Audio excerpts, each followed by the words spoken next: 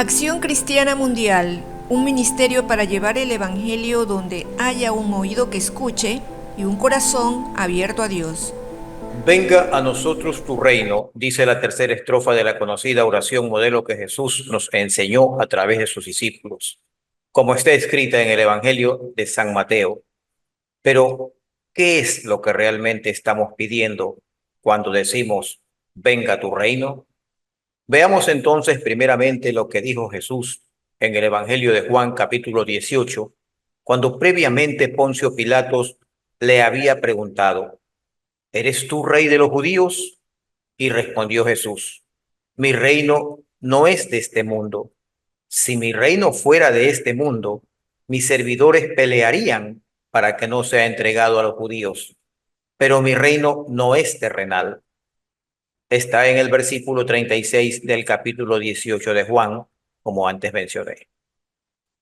Pero dignos son también de mencionar algunos pasajes del Nuevo Testamento donde encontramos referencias del reino de los cielos, como en el mismo Evangelio de Mateo capítulo 3, versos del 1 al 3, que hablan de aquel profeta de lengua fuerte conocido como Juan el Bautista. Allí leemos lo siguiente.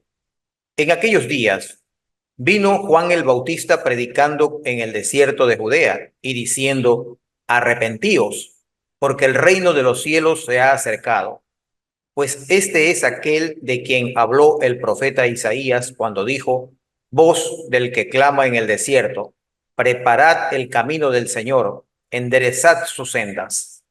Recordemos esta frase, el reino de los cielos se ha acercado, porque en el mismo Evangelio de Mateo la leemos nuevamente más adelante pronunciada ahora por el Señor Jesús, luego de que se enteró que Juan el Bautista había sido arrestado por las autoridades. Y comenzó Jesús a predicar y a decir, arrepentíos, porque el reino de los cielos se ha acercado. Y esto está en Mateo capítulo 4, verso 17.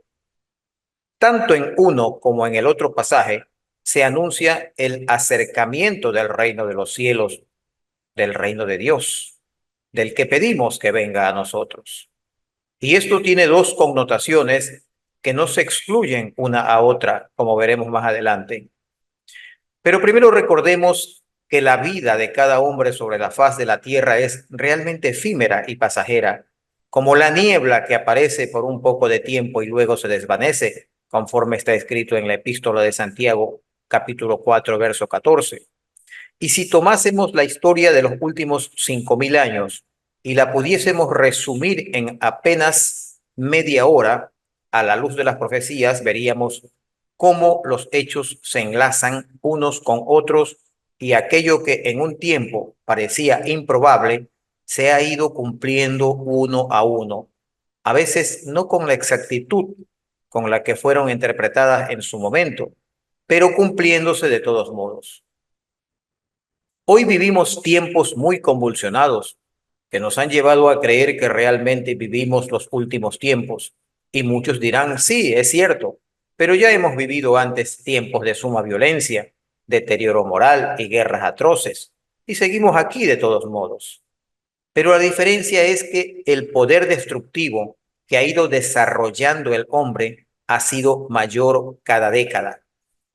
En tiempos de los imperios babilonio, asirio, griego, romano, medo-persa, hitita, etc., se peleaba a caballo y a pie, y las armas eran flechas, lanzas, espadas y objetos similares. Posteriormente, con la invención de la pólvora, también aparecieron los cañones, arcabuces y otras armas de fuego más letales, pero insignificantes comparadas con las actuales. Los combates cuerpo a cuerpo entre las fuerzas beligerantes ciertamente eran crueles y sangrientas, pero no amenazaban la extinción de nuestra especie humana ni a las otras especies.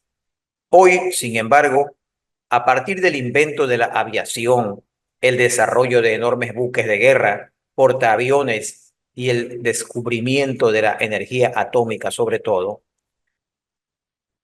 hemos inventado armas altamente destructivas que ni siquiera se comparan con las bombas atómicas lanzadas en Hiroshima y Nagasaki al final de la Segunda Guerra Mundial. Por ello, Einstein dijo que si hay una tercera guerra mundial, la siguiente, o sea, la cuarta, tendría que ser con palos y piedras, pues luego de la tercera conflagración quedaría destruida nuestra civilización. En el Evangelio de Mateo hay un pasaje donde Jesús se refiere a los sucesos que anteceden a su segunda venida. Leamos por ahora el capítulo 24, desde el verso 3 hasta el 8, que dicen así. Y estando él sentado en el monte de los olivos, los discípulos se le acercaron aparte diciendo, dinos, ¿cuándo serán estas cosas? ¿Y qué señal habrá de tu venida y del fin de los tiempos? Respondiendo Jesús les dijo, mirad que nadie os engañe, porque vendrán muchos en mi nombre diciendo, yo soy el Cristo, y a muchos engañarán. Y oiréis de guerras y rumores de guerras. Mirad que no os turbéis, porque es necesario que todo esto acontezca, pero aún no es el fin, porque se levantará nación contra nación y reino contra reino, y habrá pestes y hambres y terremotos en diferentes lugares, y todo esto será principio de dolores. Durante las últimas semanas, en distintos medios de comunicación, tanto de señal abierta, oficiales y no oficiales, como en medios digitales privados, ha circulado información sobre el inminente peligro de que la guerra en Ucrania y Rusia escale debido a un choque frontal entre Rusia y la OTAN, cuyo principal actor es Estados Unidos de América, tornándose en un conflicto de nivel continental o intercontinental. Si esto hubiese ocurrido hace unos 80 años no más, la situación no fuera tan grave y seguramente no peligraría la existencia de la vida sobre la Tierra. Pero el poder bélico atómico de los involucrados, según los expertos, arrasaría con naciones enteras en pocas horas y luego de ello, los efectos del llamado invierno nuclear envolverían al planeta durante los próximos siglos, afectando no solo la vida humana, sino toda la flora y la fauna en la tierra, en el mar y en el aire. Pero todo esto es lo visible, lo material o palpable, el cual es uno de los aspectos o connotaciones, y sus evidencias son indiscutibles. Pero ¿qué hay detrás? ¿Qué es lo que nos ha conducido poco a poco a una situación tan peligrosa? Si salimos por allí preguntando a la gente, o mejor aún, si abrimos un chat de encuestas para obtener las opiniones en una muestra de unos 500 sujetos, por ejemplo, habrían dos grupos abiertamente opuestos en sus opiniones, unos culpando a una parte y otros culpando a la otra. Cada grupo muy seguro de lo que dicen e incluso dispuesto a darse de golpes por defender su teoría o, en otras palabras, por defender a su ídolo político. Y si hubiese una forma de remontarnos varios siglos atrás en una hipotética máquina del tiempo, yendo, por ejemplo, al siglo XIII en algún país del centro de Europa, cuando los mongoles, liderados por el terrible Genghis Khan, asolaron aquellos países y pueblos enteros huían aterrorizados a esconderse en los campos antes de que lleguen a sus puertas aquellos salvajes y sanguinarios mongoles que asesinaban y violaban sin piedad por el solo apetito de conquistar más y más territorios, veríamos que no hay razones válidas para las guerras, pues así como Genghis Khan, también lo hizo Alejandro de Macedonia, Pedro el Grande de Rusia, Napoleón Bonaparte de Francia, los emperadores romanos, los chinos, los ingleses, etcétera, etcétera, etcétera. Todos, absolutamente todos, lo hicieron sin razones lógicas ni éticas para expandirse, conquistando territorios que no les pertenecían, pero en aquellos tiempos no había internet ni chats para que los fanáticos de uno u otro bando justifiquen la ambición de estos emperadores, pretendiendo otorgarle legitimidad a sus actos criminales. Hoy hasta mi gato pretende saber de geopolítica, y hay algunos que por el solo hecho de abrazar una ideología se ubican a favor de uno u otro dictador. Pero todo esto solo es la base para comprender que el hombre no requiere razones para justificar las guerras, pues todo se reduce a simples ambiciones por tierras productivas, riquezas minerales en el subsuelo, acceso a puertos, convenios comerciales con terceros, etcétera, etcétera. Pero a donde quiero llegar con este sobrevuelo histórico es a explicar que detrás de una posible tercera guerra mundial, que sería nuclear, por supuesto, y acabaría con el 95% de la humanidad por lo menos, y al resto nos enviaría a la edad de bronce, está la ambición humana, tan simple y perversa como ella sola. Pero esta situación es a la vez el preludio de la segunda venida de Jesucristo, pues así lo señaló él mismo y ya lo leí hace un momento, pues está narrado en Mateo 24, versos 6, 7 y 8. Y sin perjuicio de haberlo mencionado, lo voy a repetir por su importancia. Dice así: y oiréis de guerras y rumores de guerras. Mirad que no os turbéis, porque es necesario que todo esto acontezca, pero aún no es el fin, porque se levantará nación contra nación y reino contra reino, y habrá pestes y hambres y terremotos en diferentes lugares, y todo esto será principio de dolores. Escuchen, principio nada más.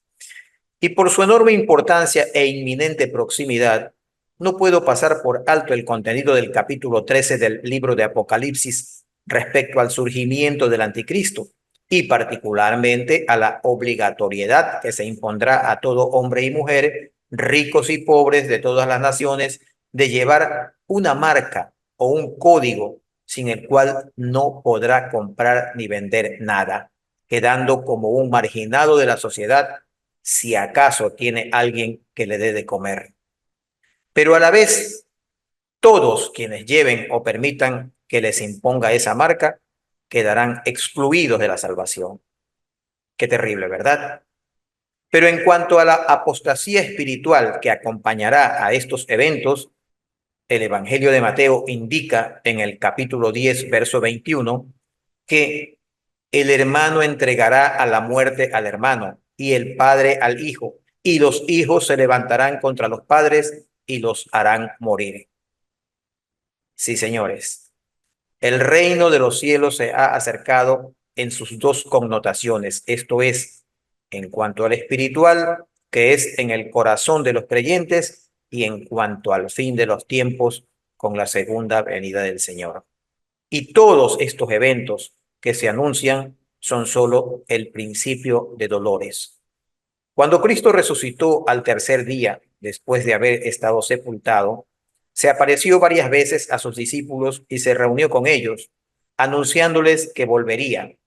Y según está narrado en el libro de los Hechos, capítulo 1, versos 10 y 11, luego de que él ascendió a las alturas, los discípulos estaban con los ojos puestos en el cielo, entre tanto que él se iba. Y he aquí, se pusieron junto a ellos dos varones con vestiduras blancas, los cuales les dijeron: varones Galileos, ¿por qué estáis mirando al cielo? Este mismo Jesús, que ha sido tomado de vosotros al cielo, así vendrá como le habéis visto ir al cielo. Evidentemente eran ángeles. Que Dios nos dé sabiduría para entender los tiempos y fortaleza para soportar los dolores que vienen sobre la humanidad.